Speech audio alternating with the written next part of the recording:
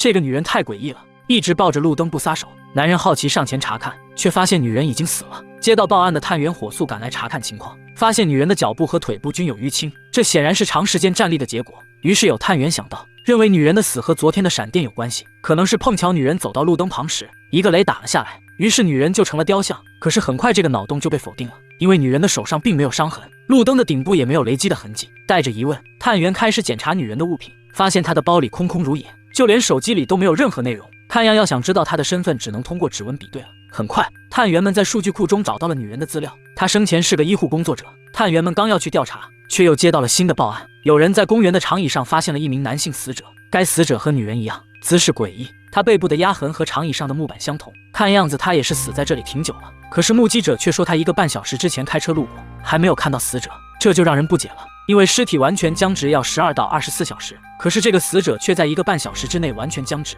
这不科学啊！而且更令人恐惧的是，这可能是个连环杀人案。法医们对2具尸体进行了对比，发现他们有2个共同点：一是死前服用过安眠药，2是他们的肝脏都有略微变红，这说明他们很可能昏迷后窒息而死的。正在这时，原本就无处下手的探员们又接到了报案，这个男人太惨了，直接被做成了雕像摆在了街上，他已经是这件连环杀人案的第2个男性受害者了。社会舆论瞬间爆炸了，压力来到了探员们这边。回到警局，法医解开了他能站住之谜，原来是凶手在他的鞋里放了铅板，这样他就能像个雕像一般直立不倒。法医还在铅板上发现了一种粉末，需要检测后才能确定是什么。脱下男人的衣服，法医发现了一件很奇怪的事情，明明男人穿得很光鲜，可是他的脚上却都是茧子，指甲缝还有泥土，就连头上都还有虱子，所以他的衣服很有可能是凶手给他换上的。他本人则生活的穷困潦倒，他和其他2个受害者一样，也是一氧化碳窒息而死的。拿着仅有的线索，探员们开始探讨案情。最后他们推测凶手的作案过程是这样的：凶手先将受害者们骗到一个地方，给他们吃安眠药，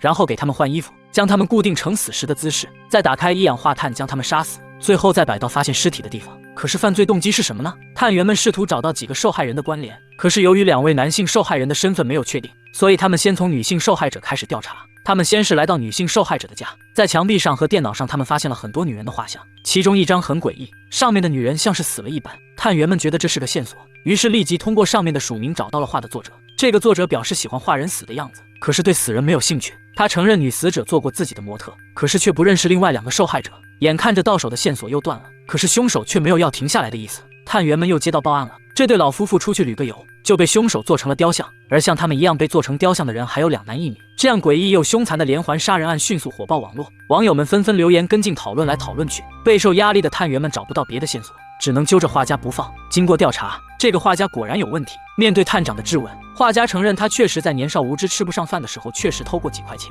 可是他早就金盆洗手改行了，现在当画家体面又赚钱，根本犯不上再违法犯罪。探员又拿出几个受害者的照片盘问画家，画家看着照片忽然想到了什么，原来不久前有个男人曾经拿着底稿让他看，说要根据这些底稿制作雕像参加比赛，可是画家根本看不上，直接打发走了男人。现在想想，这些受害者的姿势竟和那些底稿上的完全一致。拿到新线索的探员们立即调查，他们在网上找到了凶手的参赛信息，发现他一共发布了6个作品，前5个都和受害人一模一样。如果按照这个犯案的话，那么很有可能还有第6个受害者。就在这时，有个女人来报案说她的儿子不见了。如此看来，留给探员的时间不多了，他们必须立即找到凶手。可是凶手却是个居无定所的人。为了找到更多的线索，一个女探员开始在网上收集信息。她发现一个评论很奇怪，上面贴出的女死者的照片竟比探员接到报案还早，这很有可能是凶手发的。于是探员们在网上不断吹捧凶手，凶手很受用，开始和探员们聊上了天。于是探员们迅速根据 IP 地址找到了在图书馆的凶手，他电脑上的粉末和死者身上的完全相同。凶手承认了自己就是连环杀人案的凶手，